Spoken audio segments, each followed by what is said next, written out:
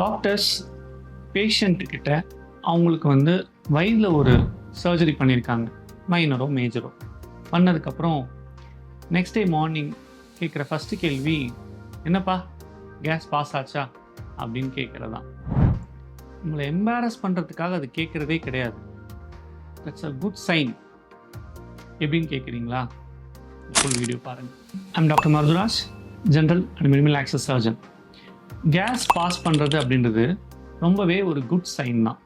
Especially surgery முடித்ததுக்கப்புறம், abdominal surgery முடித்ததுக்கப்புறம் gas pass ஆகிறதோட முக்கியமான ஒரு இண்டிகேஷன் என்ன அப்படின்னா, உங்கள் வயிறுக்குள்ளே இருக்க குடல் எந்திரிச்சு ஓட ஆரம்பிச்சிருச்சுன்னு அர்த்தம். எந்த ஒரு குடல் அடைப்பும் ஏற்படலன்னு அர்த்தம்.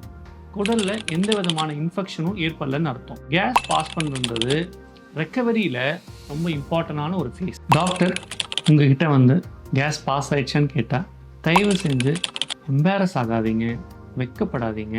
இது எல்லாமே ரொம்ப இம்பார்ட்டண்டான ஒரு சைன் தான். தைரியமாக சொல்லுங்கள், கேஸ் பாஸ் ஆச்சா இல்லையா அப்படின்னு சொல்லுங்கள். எங்களுக்கு ரொம்ப இம்பார்ட்டண்டான ஒரு சைன் அது. பெரிய பெரிய ஸ்கேனால் கண்டுபிடிக்க முடியாத சில தொந்தரவுகளை கூட நீங்கள் கேஸ் பாஸ் பண்ணீங்களா பண்ணலையான்றதை வச்சு நாங்கள் முன்கூட்டியே கண்டுபிடிச்சதுக்கான பெரிய வாய்ப்பு இருக்குது எங்களுக்கு. அதனால தான் கேட்குறோம்.